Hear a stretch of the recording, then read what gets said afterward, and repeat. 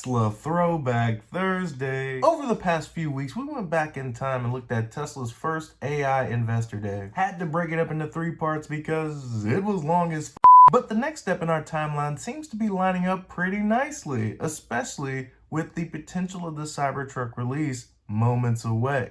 We take a look at the Cybertruck Unveil. This footage is from DPC Cars. Considering I couldn't find the video on Tesla's YouTube channel or on their investor relations page, this will simply be a hypercut with my commentary. If you'd like to check out the video in full, please use the link below. Without further ado, let's get to it. Welcome to the Cybertruck Unveil. You see trucks all the time, but as a reminder, what do they look like? Yeah, so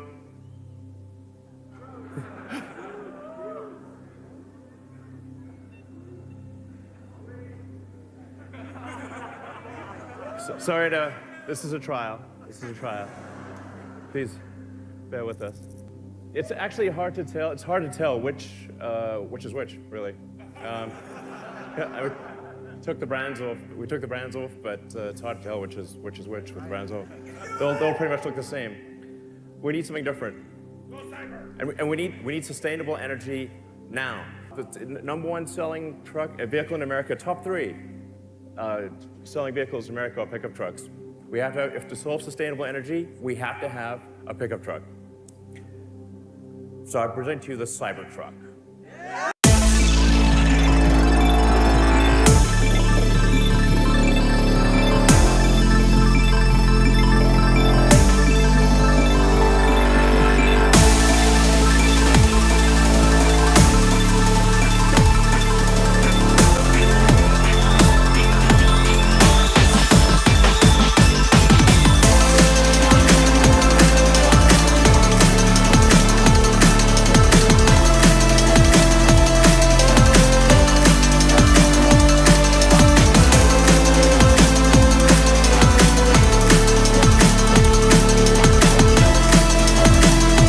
The showman, there's one thing you can be sure of. Elon is going to bring the party with him. Whatever your thoughts are about the Cybertruck, you gotta admit, this is different. Doesn't look like anything else. We'll start off with the size, the dimensions, and the inspiration. The functionality I'm going to describe is within a space that is less than the most popular pickup truck in the United States, the F-150. And we're able to achieve much greater capability in the same dimensions, same weight.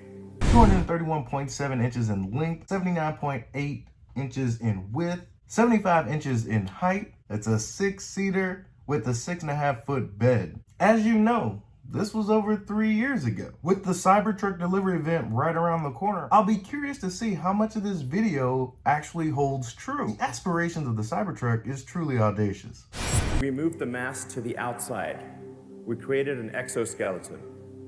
So normally the way that a truck is designed, you have a body on frame, you have a bed on frame. Body and the bed don't do anything useful.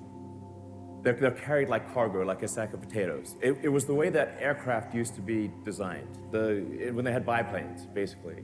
The key to creating an effective monoplane was a stressed skin design. You move the stress to the outside skin. It allows you to do things that you can't do with a body on frame.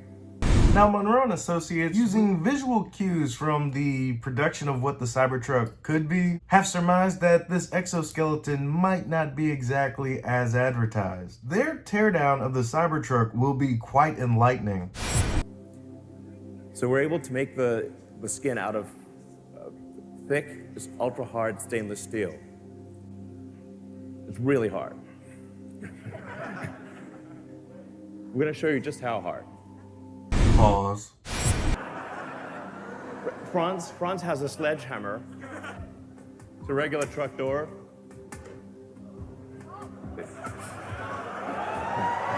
Want me to do this? Ready? Go, do it.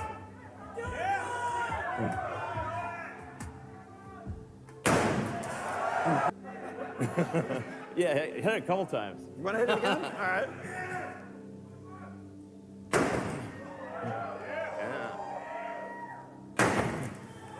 Yeah, nice. Now hit the Cybertruck.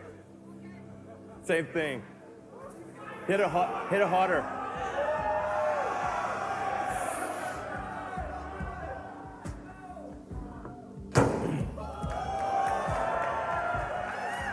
Yeah. Really wind up. Nail that. It's pretty strong. Very strong. A truck, you want a truck that's tough? You want a truck that's really tough, not fake tough? Shots fired! You want a truck you can take a sledgehammer to? A truck that won't scratch, doesn't dent. What else can we do with this truck? That's a 9mm bullet shot at the door. We're in California, unfortunately. It is literally bulletproof to a 9mm handgun. That's how strong the skin is. So it's ultra hard, cold rolled stainless steel alloy that we've developed. We're going to be using the same alloy in the Starship rocket and in the Cybertruck. The benefit of owning a rocket company along with an automotive company, I guess you get to blend the two technologies together. Yeah, you're welcome. So on the right, that's like normal truck doors, like might as well be made of tissue paper. That looks like a paintball. Very different. So, when you say something's built tough, that's what we mean. But what about the glass? Seems like a vulnerability. Oh, and the glass. So first, this is regular glass. This is like normal glass, car glass. I want to show you what happens with normal car glass.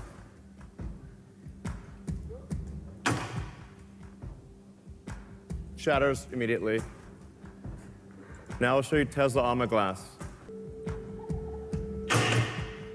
Nothing. Yeah. But it's kind of a small ball though. It's maybe like do it at a bigger height. Yeah, so still doing it. I guess. A bigger ball. Yeah. That's pretty amazing. Halfway through the presentation, and I'd say they're doing pretty good. Nothing could possibly go wrong. Franz, could you try to break this glass, please? Sure? Yeah. Oh my fucking god. Oh my god, I can't believe it did that. This is why the video isn't on the investor relations page or on the YouTube channel for Tesla. Thank you, DPC Cars. The internet never forgets. Despite this travesty, I still think that's a pretty damn good glass. In fact, that was the third impact on that particular glass. Don't forget, Franz hit that thing with a sledgehammer twice. Now, I'm no Rick Sanchez, so I don't know all the science behind it, but the fact that he threw a ball bearing right at that window and it didn't go straight through, that's still technically a win. Maybe that was a little too hard. Should we try the beer? Sorry? Okay. It didn't go through, so that's a plus side. Let's try the beer. Try that one, really? Okay. Sure. Oh, man. Fail number 2. Stop while you're ahead. Now this is disappointing, but at least Elon and Franz, they can laugh at themselves. When the world gives you lemons, don't throw them at the Cybertruck. I don't know. It didn't go through. All right. Not bad. Room for improvement. We'd actually throw everything. We threw wrenches. We threw everything. We even literally threw the kitchen sink at the glass, and it didn't break. For some weird reason, it broke now. I don't know why. Just fix it in post. Now this does throw a monkey wrench into the rest of the presentation. Does it fluster, Elon? You bet your it does. But I guarantee you, when those first Cybertrucks get handed over to customers, this moment right here will be playing on repeat in Elon's mind. Anything but the best would be uncivilized. In addition, the car has an adaptive air suspension. Every truck has the ability to adjust the ride height, so you can go very low or very high, so you can be efficient on the highway and you can also go off-roading. It's going to have the highest clearance of any production truck. So we're going to have about a 16-inch clearance. You can adjust this on the fly. So it's adaptive damping and adaptive ride height. We call it the Volt, Cybertruck Volt. And it can tow.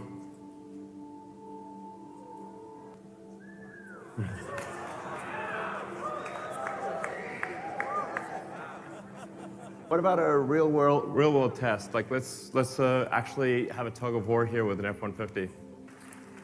See which one can pull which. Let's do the tug of war video.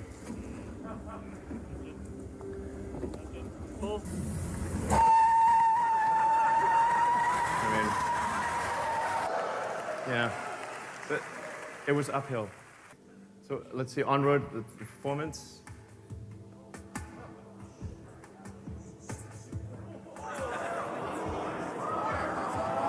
So the pulling of the F-150, there's been controversy about that. Ford refutes it. I mean, Neil deGrasse Tyson even came in and said it's not logical. 0 to 60 in 2.9 seconds, that's definitely not the base model. But it's all speculation until we get that delivery event.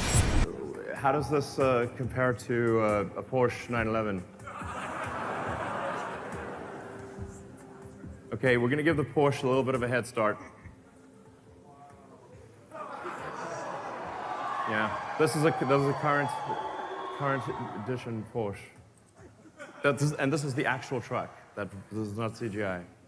In terms of off-road performance, it's going to have the best angular approach angle, best clearance heights, best departure angle. For people that really going off-road, this is going to be great. You could basically do the Baja Rally in this thing.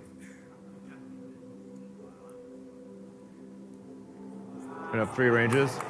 So obviously it'll have access to all the superchargers, be capable of more than 250 kilowatts. We'll reveal the actual number later. And it has onboard outlets for 110 and 220 volts. So you don't need a generator. Yeah.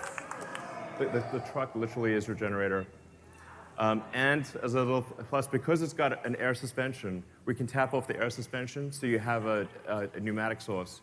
Onboard outlets, onboard air compressor. I don't need a Cybertruck. I'm not gonna lie to you guys. I'm not doing anything remotely close to work. But if this thing has bi-directional charging, I don't need this car at all.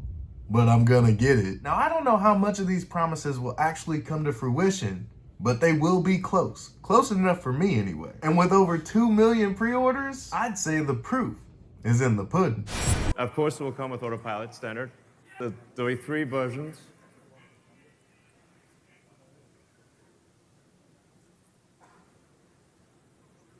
But it's gonna... Bullshit. Even 3 years ago, that price was probably a little too optimistic. My guess, the Cybertruck comes in starting at under $65,000. Final bid, Bob, $64,990 will be the Cybertruck entry price.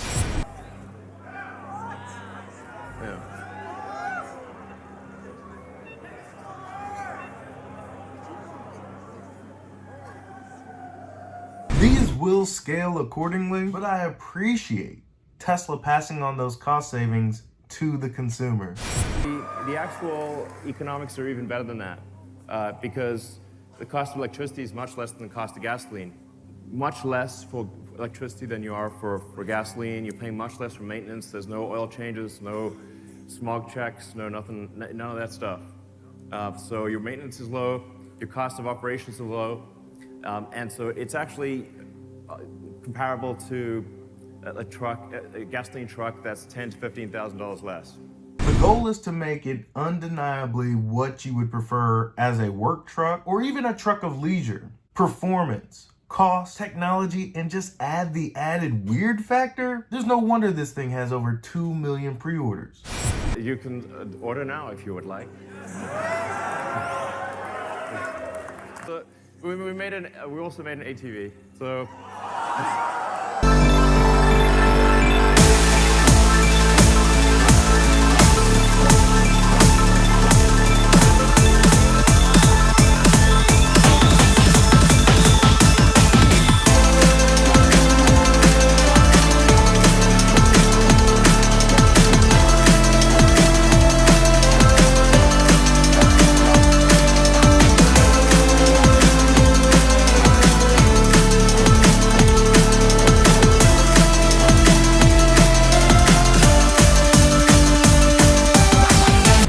gotta get the matching set. Tesla will not be able to keep those ATVs in stock. There's just no way. Consider yourself lucky if you've gotten one, and gambatene if you plan on trying to acquire one. In conclusion, thanks to DPC Cars for getting this video. It's a travesty that this is not on the Tesla YouTube channel, but I get it. The truck had a malfunction. No one cares. The specs and price are ridiculous for 2019. How that translates to 2023, I suppose we'll find out soon. How much of the technology presented then will actually make it to the vehicle now? What new things have they introduced that they didn't unveil here?